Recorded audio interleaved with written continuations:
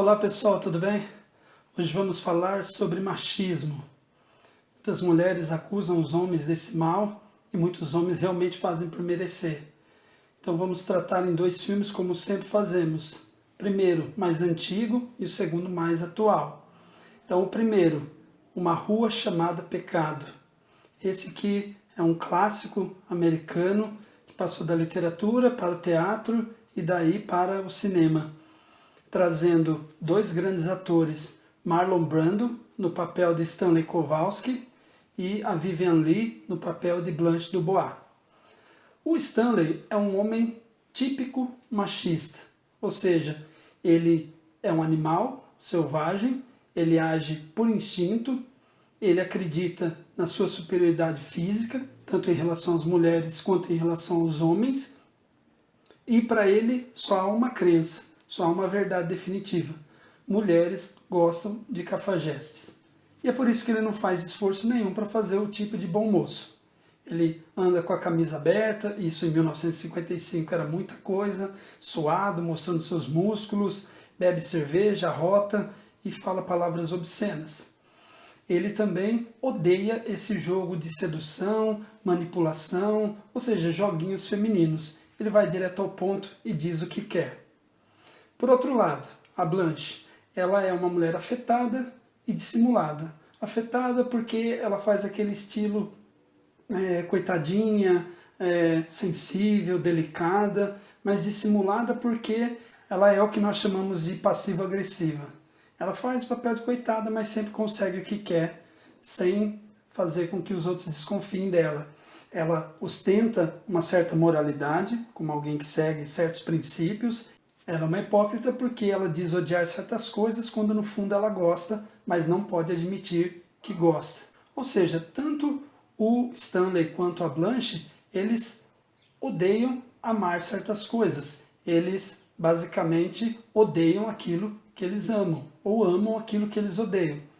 É uma contradição que está presente nos dois, e esse filme ele chega a ser obsceno, ele chega a ser escandaloso. Não pelo que ele mostra, muito pelo contrário, mas pelo que ele insinua, pelo que ele sugere, pelo que ele oculta como que num véu.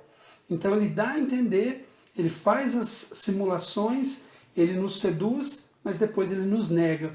E é isso que acontece o tempo todo nesse filme. Há uma tensão sexual no ar, que o tempo todo está presente. O Stanley deseja a Blanche, embora ele seja casado com a irmã dela, e a Blanche também. Mas nenhum admite, fica esse joguinho de afetação, ela fingindo desprezá-lo e ele igualmente. Então não sei o que é pior, tentar satisfazer esse tipo de desejo ou reprimir. Vocês é que decidem aí. A lição final que esse filme passa é que o desejo é uma força da natureza sobre a qual a gente não tem nenhum controle. Também mostrando que a gente não tem controle sobre quase nada que a gente pensa ter. O outro filme, Do que as Mulheres Gostam, de 2000. Esse filme, já com uma pegada mais contemporânea, ele trata de uma agência de publicidade, onde um machista típico, interpretado aí pelo Mel Gibson, chamado Nick Marshall, ele é um cara bonito, cobiçado, desejado pelas mulheres, mas no fundo as mulheres pensam mal dele, falam mal dele, mas ele não sabe.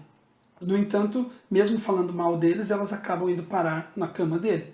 Então, toda essa contradição também colocada aí. Então, a primeira coisa que esse filme nos faz pensar é por que homens e mulheres, sendo tão diferentes, se suportam? Qual é o interesse por trás disso? Segunda coisa que nos faz pensar é por que os cafajestes fazem tanto sucesso? Eu queria realmente saber a resposta para essa. E a terceira, por que muitas mulheres preferem os idiotas? Um dia, o Nick Marshall, pensando que assumiria um cargo mais alto na sua empresa, recebe uma notícia. Que notícia? Sua empresa acabou de contratar Darcy Maguire, interpretada pela Ellen Hunt, como chefe de produção da empresa de propaganda, publicidade onde ele trabalha. E ele fica surpreso, porque ele achava que estava garantido que o trabalho era dele.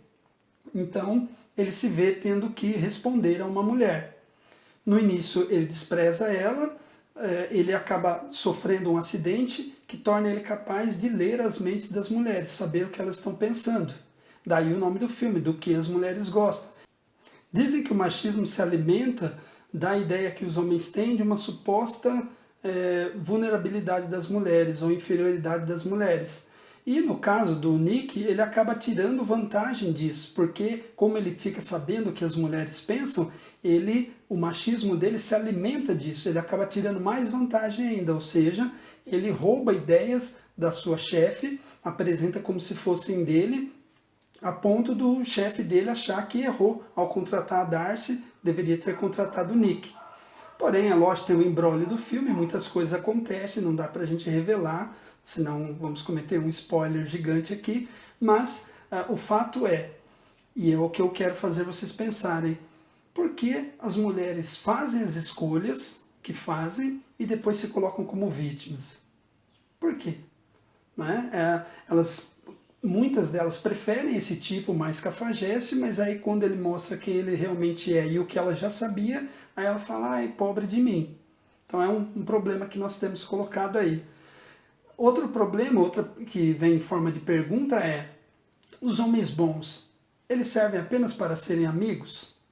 Já vi muito isso também, né? Mulheres falarem, esse cara é muito bom, tal, serve para casar. Mas aí ninguém quer namorar com ele, e ele está sempre sozinho.